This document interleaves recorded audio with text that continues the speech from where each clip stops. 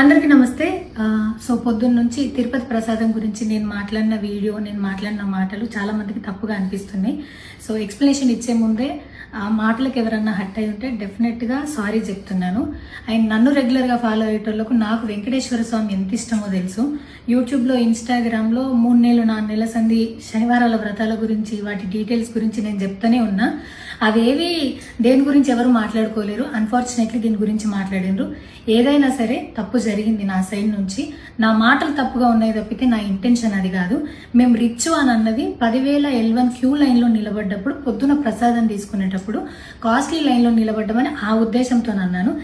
ఏం జరిగినా సరే ఇప్పుడు నేను ఏది ఇచ్చినా మీకు ఎక్స్ప్లెనేషన్ లాగానే అనిపిస్తుంది తప్పితే నేను తప్పు ఒప్పుకున్నట్టు మీకు అనిపించదు. అందుకోసం నేను దాని గురించి ఎక్స్ప్లెనేషన్ కూడా ఇస్తలేను.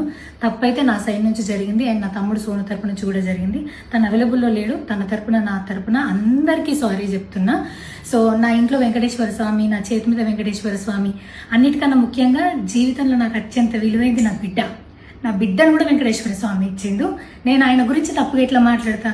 అస్సలు ఆయన గురించి తప్పుగా మాట్లాడా. ఆయన గురించే కాదు, నన్ను రెగ్యులర్గా ఫాలో అయ్యేటోళ్లకు నేను అన్ని మతాల దేవులను మొక్కుతా, అందరి దేవులను మొక్కుతా. అందులో వెంకటేశ్వర స్వామి నా జీవితాన్ని మార్చేయండు. ఈ రోజు నేను అనుభవించే ఏది కూడా ఆయన దయలేకపోతే కాదు. అట్లాంటిది ఆయన గురించి నేను ఎందుకు మాట్లాడతా? అయినా సరే తెలుసో తెలకో పొరపాటు మాటలైతే నా నోటి నుంచి, మా తమ్ముడు నోటి నుంచి వచ్చినాయి. దానికి డెఫినెట్గా సారీ అడుగుతున్నా. ఇదేదో యూట్యూబ్ ఛానల్ ఏమంటారు వీడియోస్ పెట్టి కేసులు పెడతా అన్నందుకు కాదు, నాకు కూడా అనిపించింది అయ్యో అట్లా మాట్లాడి ఉండకూడదని, అందుకోసం పెడుతున్నాను తప్పితే ఇంకొక ఉద్దేశం అయితే ఏమీ లేదు. నేను మళ్ళొకసారి టీటీడీ మెంబర్స్కి అండ్ నా మాటల వల్ల హట్ అయిన ప్రతి ఒక్కరికి నేను నా తరపు నుంచి సారీ చెప్తున్నా. అండ్ ఇంకోసారి మళ్ళీ ఎప్పుడు రిపీట్ చేయను. సో నా సారీని యాక్సెప్ట్ చేయండి. నన్ను రెగ్యులర్గా ఫాలో అయ్యేటోళ్లకు నాకు వెంకటేశ్వర స్వామి అంటే ఎంత ఇష్టమో తెలుసు కాబట్టి వాళ్ళందరూ నన్ను నమ్ముతున్నారని కోరుకుంటున్నా. మళ్ళొకసారి ఎక్స్ప్లెనేషన్ కాదు, సారీ చెప్పినంత మాత్రాన తప్పు ఒప్పైపోతుందని కూడా కాదు.